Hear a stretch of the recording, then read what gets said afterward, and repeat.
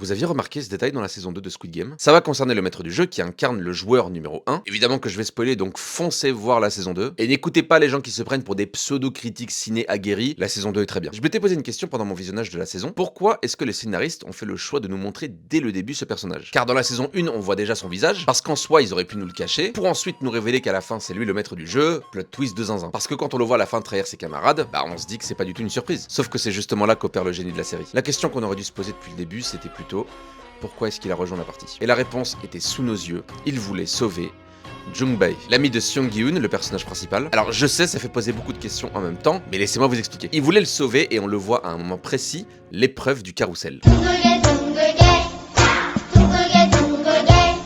En effet, dans cette scène-là, il se passe beaucoup de choses intéressantes. La voix annonce le chiffre 2, donc 2 personnes doivent se rendre dans les pièces. La réaction du joueur 1 a été spontanément d'attraper le bras de Jung-bae pour se rendre dans une pièce. C'est pour cette raison qu'il se retourne pour vérifier s'il le suit bien, et c'est aussi pour cette raison qu'il rejette une personne, fait d'abord rentrer Jung-bae, et ensuite va éliminer une autre personne, alors qu'il aurait très bien pu recaler Jung-bae. Mais alors pourquoi est-ce qu'il a fait ça? Bah la réponse est très simple, il voulait simplement le maintenir en vie pour pouvoir ensuite l'éliminer devant le joueur 456. Car dans cette saison, le maître du jeu n'a qu'un seul objectif, briser psychologiquement le joueur 456. Pour avoir voulu jouer les héros selon ses mots, et pour avoir essayé de mettre un terme au Squid Game. Ça se voit également par ses votes, il a toujours fait en sorte que la partie continue. Bon ça évidemment tout le monde l'a vu, mais ce que les gens n'ont pas vu, c'est durant l'épreuve du pentathlon à 6 jambes. Le passage du joueur numéro 1 est calculé, parce que lors de ses premiers essais, il échoue, mais ensuite il réussit.